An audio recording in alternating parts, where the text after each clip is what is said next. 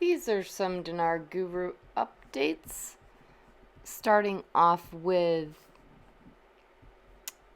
Mountain Goat here.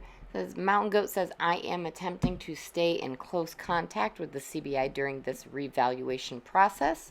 We still have not seen any real news from the CBI, Ali Alak itself on the project to delete the zeros. This project is pivotal in the revaluation and then the reinstatement.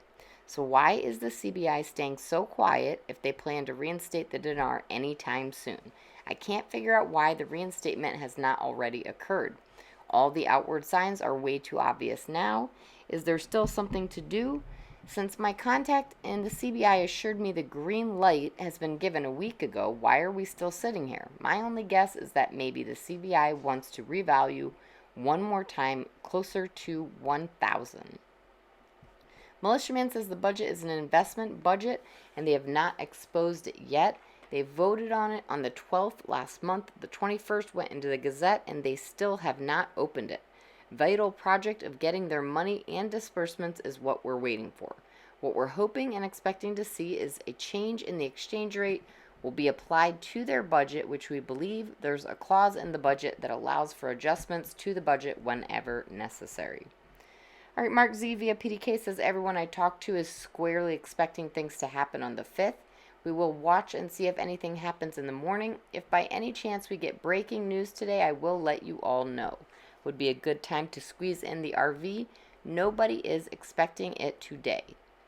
All right, Pimpy says, when you learn about what strengthens a currency, Iraq doesn't have it. They don't have it at all. The fact that 95% of their entire budget is reliant on oil tells you right there alone the currency cannot be stable enough to increase in value. There needs to be more money generated inside Iraq through private sector / public sector. It just can't all be oil. All right, Sandy Ingram, this is part 1 of 2. Iraq made financial headlines when it boosted gold reserves by 2% in one day. To understand why this is major news, let's compare it to the fastest growing currency against the US dollar, the Swiss franc. The rapid rise of the Swiss franc happened in 2015. One single event is responsible for the Swiss blowing up. The Swiss National Bank suddenly withdrew the peg of 120 francs per euro on January 15th, 2015. The central bank stated that this was requested since the peg was no longer viable. In the immediate aftermath, the currency surged 30% against the euro and 25% against the US dollar. The decision shook the forex market and put several foreign currency dealers out of business. Sandy Ingram, second part, says, this is how your finances can change in one day. Here are 2 reasons why the Swiss currency is so strong. Switzerland has a long history of low debt and fiscal responsibility. And the nation has had hard assets such as gold reserves. What is the bottom line? Low debt, high gold reserves.